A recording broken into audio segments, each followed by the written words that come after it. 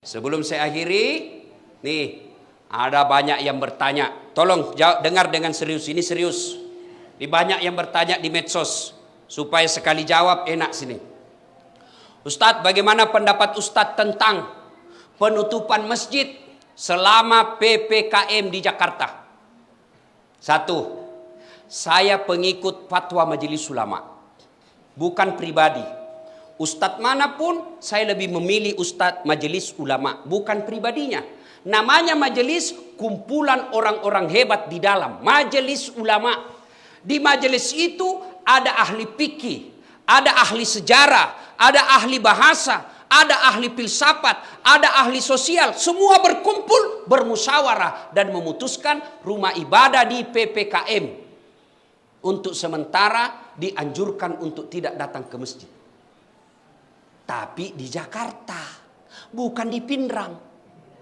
Tidak semua masjid di Indonesia ditutup, khusus Jakarta. Kenapa Jakarta? Terlalu banyak korban COVID.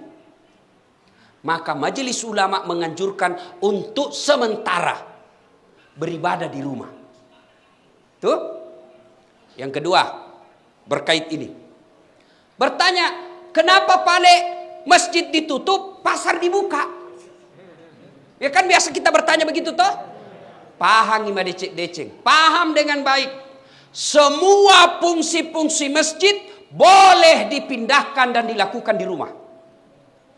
Saya ulang, semua fungsi-fungsi masjid boleh dipindah ke rumah dan dilaksanakan di rumah.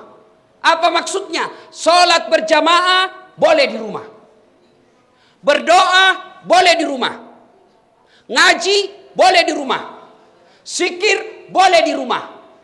Tapi fungsi-fungsi pasar tidak bisa kau pindahkan ke rumah. Mau beli beras, tidak ada beras, beli kau di rumahmu. Cocok kau pak belu berak kau. Habis gas, mau masak kebutuhan pokok, tidak ada. Kalau tutup semua, di mana ki beli? Dan tidak semua juga pasar dibuka, hanya pasar-pasar tertentu. Yang ketiga, Bapak Ibu Saudara-saudara sekalian, bijaksana dalam menerima pesan-pesan media sosial. Karena ada pesan media sosial yang sentimen memang di-share saja yang benci-benci. Habis energi, habis tenaga hanya untuk berdebat. Yang keempat, kita berpesan kepada pemerintah untuk lebih serius lagi menangani COVID ini.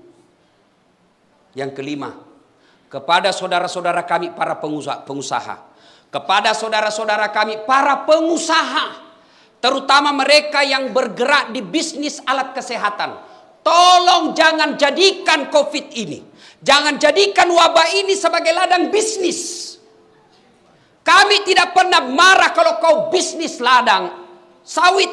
Kami ikhlas kamu berbisnis tambang. Tapi tolong jangan jadikan COVID ini sebagai ladang bisnis di antara kalian. Kasihan masyarakat kita. Mereka hilang lapkanya, mereka hilang lapangan kerjanya, mereka hilang keluarganya. Lalu kau jadikan ini COVID sebagai ladang bisnis, demi Allah tidak berkah hidupmu sampai akhirat.